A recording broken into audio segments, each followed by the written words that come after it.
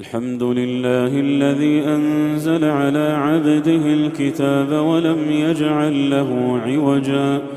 قيما لينذر بأسا شديدا من لدنه ويبشر المؤمنين الذين يعملون الصالحات أن لهم أجرا حسنا ماكثين فيه أبدا وينذر الذين قالوا اتخذ الله ولدا ما لهم به من علم ولا لآبائهم كبرت كلمة تخرج من أفواههم إن يقولون إلا كذبا فلعلك باخع نفسك على آثارهم إن لم يؤمنوا بهذا الحديث أسفا